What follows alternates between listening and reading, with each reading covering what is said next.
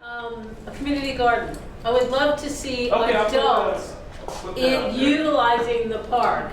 And so we got the kids, we got the safety part, you know, the lights, we got the playground equipment. I'd love to see adults in here as well. And I'm thinking a community garden might be a good before. Community garden. And that builds community. At the entrances. Yeah, add some flowers too, you know. Well, I mean, you know, vegetable gardens, community vegetable gardens or flower gardens, however. Community gardens, that, I know that PHS can probably speak to that if other people are interested. But I think, you know, if we have a spot for people to grow vegetables, I think that it really brings adults around, that it positive use as opposed to the negative use. People brought it up at that was one of the big ones that were brought up at the last day. We don't have the strong numbers, we have enough residents here to speak for themselves, but that was a great idea and cost effective. Well, community gardens are, they're a significant financial investment, especially when you think about fencing. Do you want to fence in the area to keep people out or to keep people in? Is that fencing locked? You would have to do soil testing, which is really affordable. But it's not, it's Parks and Rec's land, so it's up to them to The key thing with gardening, any kind of gardening, no matter what it is that there is interest and commitment to maintain the garden, because there is absolutely nothing worse than an overgrown garden full of weeds. Right. So if the community felt strongly and there was some interest and maybe just a little bit of gardening skills, don't necessarily have to be, we could probably get our friends at PHS. Maybe we could do like in programming, get like a garden club build going. skills, but you gotta, maybe.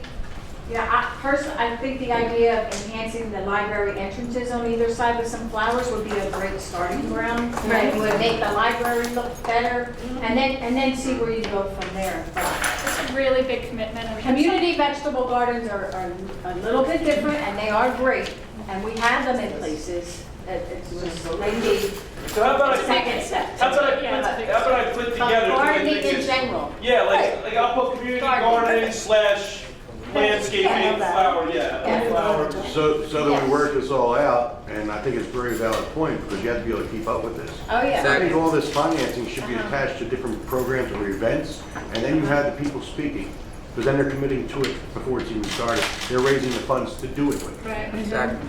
So just so I'm clear, I haven't missed any of the sort of the core ideas that I've heard so far. Lights, done, we know. I'm putting trash recycling, sharps, I'll just put that all together. You know, it's all about waste disposal, right? Play equipment. You know, I'm not, that this is just a priority area. We got to look at what we can do there. You know, maybe just making sure the equipment gets fixed and it's maintained properly that we got there. See if there's anything can be done. Library accessibility, I'm saying the ramps and the railing. I'm going to put that together. It's all about people being able to get into the building. Signs. And we got the informational signs and the signs that tell you what the park is, but it sounds like some sort of sign that communicates the things that are going on in the park is what I was kind of hearing from folks. Programming. Signs, put informational programming. I want to make one suggestion, and Barb, this is about historical signage, because that statue is the second person that was killed in the Spanish-American War, and he actually had family that lived in Port Richmond and used to come on his birthday and have a cake every year. Yes. But there's no historical signage. I don't even know how that would. That is a significant statue, and it is a one of a kind in the city. And historical signage is something that we have a little bit of capacity to do, and they're a little bit expensive as far as signs go, but it's not out of the realm. Yeah. Absolutely. And it does be an additional sign. And that's a lot different than just getting rule signs. That's, you're looking at probably, I'm going to be honest with you, because a couple of other parks just did it, you're looking at $5,000 maybe to get a really nice one that, which is what you want to do if you're putting in a historical interpretive sign. We have a standard. We have, it is something that can be done, and it's just a little bit of an investment. I think it's a question of, is it a priority? At this moment. If the historical can be brought out in that, can it also be affixed to the city maps, to the tourism maps, to let them know that Kensington is on the map, and there's things over here that happen, just like the library itself. And just to finish off what we've got here, I think like in each of these, we don't have all the details yet. Like I'm saying, we do lights, but there's a question: where are the lights? How they are? We're still we're still trying to get the general areas of the most importance figured out. And then we're gonna have to spend a little bit more time getting into the details, figuring out what exactly the plan is. So with signs, signs are important, but I think we can then spend some time talking about eventually what's the right kind of signage and what we need. So the last area that I heard here was the dog park, which was maybe that's something we want to focus on getting done. Community garden, flowers and landscaping, maybe that's like the step one of this, and we can build towards the community garden. And 3 benches, tables, I'm kind of putting those together, like places for people to sit and utilize. Yeah, maybe some game tables like. So these I feel like are did I miss any other core ideas that people had for the infrastructure? Does this kind of capture everything we were talking about? Yeah, like a good place to start, right? Yeah. There's another thing about when it snows and all icy and all that. I don't know why they don't come and get that snow and all that, because it's down upstairs and all the librarians, they had to crawl up here and slip and slide and all that. Yeah. So That's a maintenance issue, and that is something we struggle with everywhere. Yeah. Oh, okay. Because all of our equipment gets deployed to residential streets, and there just isn't enough to get around. But between maybe the library and park, we could try to focus a little bit, at least on the entryway, but it is a maintenance issue. It's not something we can fix with a physical improvement, but. So I'd we hear you. say the residents that we got here, I think it would make sense. Like let's just do this with the dots. We could say the blue dot is. Are the residents using the residents only? Yeah.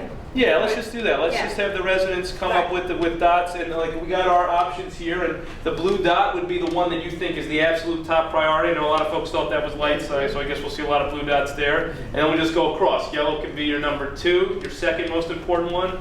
Green could be your 3rd most important, and red your 4th. So does that sound okay? Do the residents want to just make red number 1? Okay, do red number 1. Red number 1. So red is Fine. Okay, red is 1. Red is 1. Green is 2.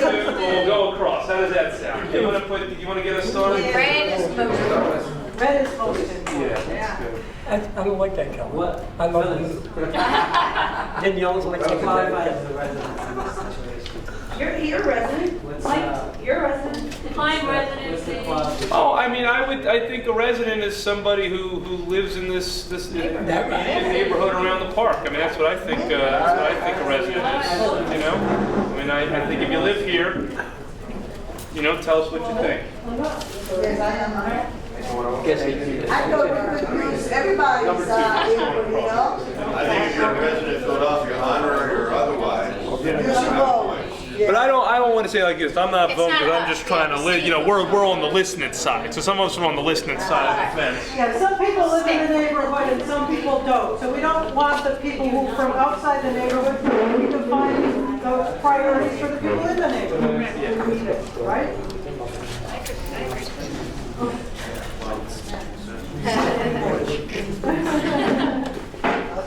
I worked here for 6 years. Doesn't matter. I'm not moving.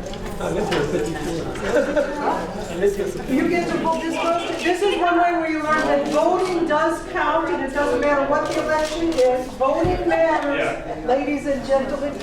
I agree, Phyllis. Exactly. So our jobs depend on it.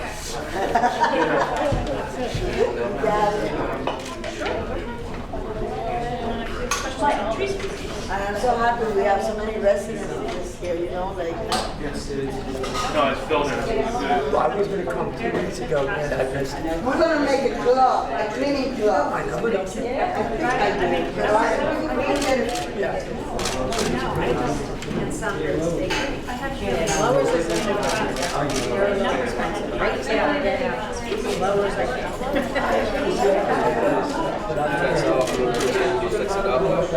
Yeah, I think you guys getting closer and figure out what's the thing that we can do that make it different. No, I think. I still teach, the only class that I still teach is someone can kind of. Did everybody sign the sign-in sheet? Like I heard it. Put it down to it. Oh, yeah, I don't think there's one. Yeah. I think it's a good story.